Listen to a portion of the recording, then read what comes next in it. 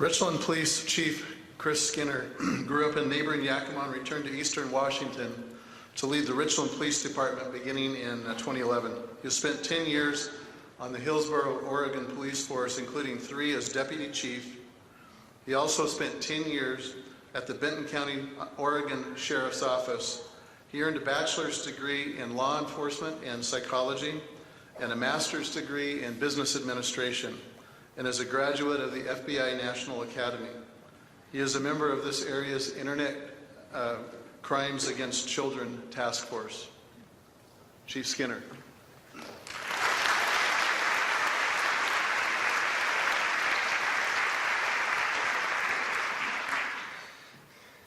Is this on? Are we good? Excellent. It's hard to hear up here whether this is on or not. Well, thanks for the intro. They gave me 10 minutes to talk to you, and I really had hoped to spend about 9 of it going over my bio, so you really could spend some time understanding. That's what happens when you get chiefs of police up here. Whether it's me or my buddy Ken Hohenberg, we have a tendency to talk an awful lot. So we'll see if we can get through some information in the 10 minutes that we're allotted. Part of what my job is to do is to set the stage for Kristen, quite frankly. To come at you with a candid perspective as to what the landscape looks like out there from a law enforcement perspective as it pertains to your kids and your grandkids. I'm the father of an 8 and a 10-year-old, and I've got tablets and phones and laptops. I've got all the electronics in my house too. So how many of you are here hoping to come away better equipped to know how to harden the target when it comes to your kids and your electronic devices? How many are here to know that? All right, you're not going to get that tonight.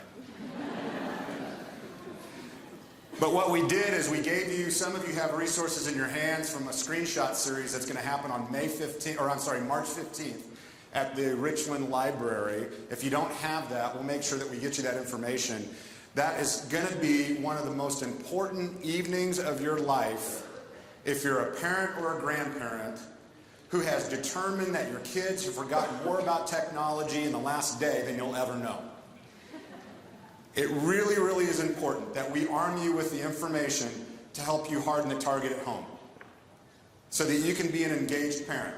Now notice that I say parent with a capital P, not a friend with a capital F.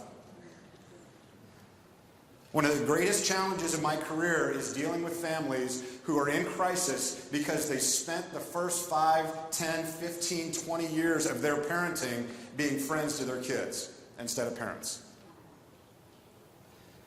That is a night that we can learn how to harden the target. You can learn how to get involved. You can learn how to infiltrate the system, put yourself in harm's way between your children and online content that they can access.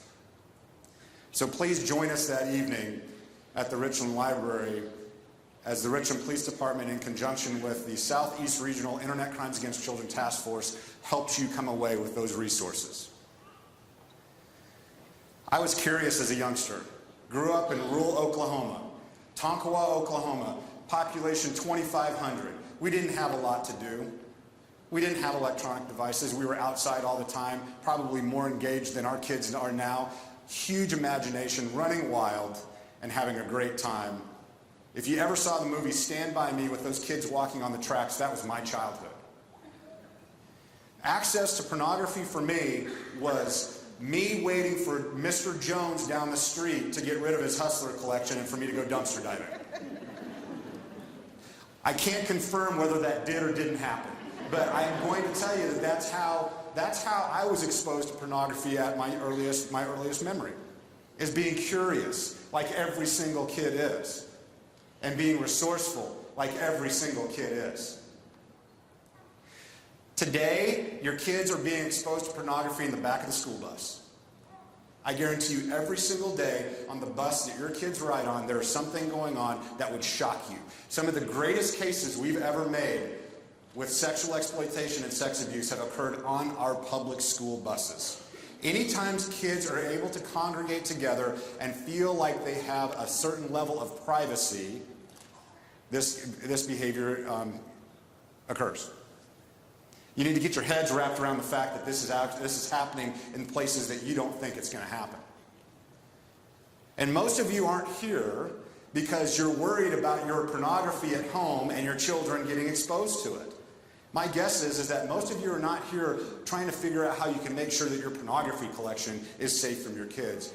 Most of you are here because you recognize that while you feel fairly safe about the fact that your kids are in home for a certain period of time throughout the week, that there's an extended period of time that they're not in your care. And they're not in your home. And while the screenshot series on March 15th will help you understand how do you harden the target at home, how do I understand what's going on, how do I understand the delivery mechanisms that are happening with pornography in my kids, and what can I do about it, the piece that Miss Jensen is going to talk to you about is about hardening the target being your kids when they're outside of the home and they're exposed to those things for the first time. Creating opportunities in our children to set healthy boundaries and understand what's good and bad and what's good and bad and okay to discuss in the home.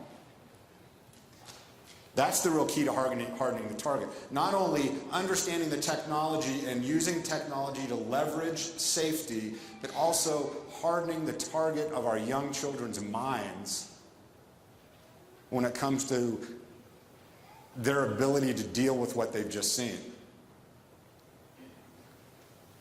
I can't express enough how much pornography has infiltrated what I do for a living. And I'm not talking about adult consensual pornography that's consumed by consenting adults. I'm not talking about that. I'm talking about that same pornography, though, that we see come up over and over and over again in our investigations that continue to sexualize our kids at a young age and desensitize our kids at a young age. And as we conduct our investigations of these children that have been sexually exploited and abused, the common theme, among others, the common theme is that pornography was introduced at a very young age. Folks, it's a grooming tool. It's a grooming tool for pedophiles to get kids to be okay with what they see on the screen or what they see in the picture, because it translates to them that in turn it's okay for them to do the same thing. And some of the greatest work we've done as law enforcement, we've only just scratched the surface as of late with Internet Crimes Against Children Task Force. How many of you saw this last summer the Net Nanny operation? We're in Richland, Washington. Okay? I like to think that we're one of the safer communities in the Tri-City area. Highest median income, highest median home price, highest per capita number of master's degrees and PhDs in the state. And all we have to do is set up shop for 5 days in an apartment, and a nice apartment at that. They made us pay for a whole month, by the way, but for the nice apartment at that. And in 5 days, we took 26 bad guys to jail that came specifically there to have sex with underage girls and boys. And the last one we arrested at midnight before we did it, he was on his lunch break from Pendleton, and he drove to Richland because he brokered a deal with what he thought was a mom online, and he picked his choice between the 3 girls, and he picked the 6-year-old and the 11-year-old. And he was on his lunch break from Pendleton. That's happening in the Tri-Cities. Internet Crimes Against Children Task Force has done about 56 investigations between mid-15 and mid-2017. Arrested about 25 bad guys. 11 of those bad guys, and they're all guys, by the way. Victims are men and women, by the way, but all the perpetrators are men. Of those 25 that we arrested, 11 of them are in positions of public trust. School bus drivers, janitors, former superintendents, counselors. Part of what I'm up here trying to do is set the table to let you know this is a very, very real an important issue for us to discuss. The work that law enforcement does is tireless. The detectives that sit there and stare at pornography, and specifically child pornography, every single day, all day long, are heroes. But it's the important work that we do. And it's the important work of the judicial system for us to do what we do and to be able to adjudicate those cases and find justice for those families and try and get those victims and move them from a victim perspective to a survivor perspective. So as I turn it over to Kristen tonight, I just wanted to kind of let you know that this is something that we're paying attention to. That your law enforcement professionals do not take this lightly. And that we are oftentimes the first line of defense to be able to try and make a change. And that's important to us.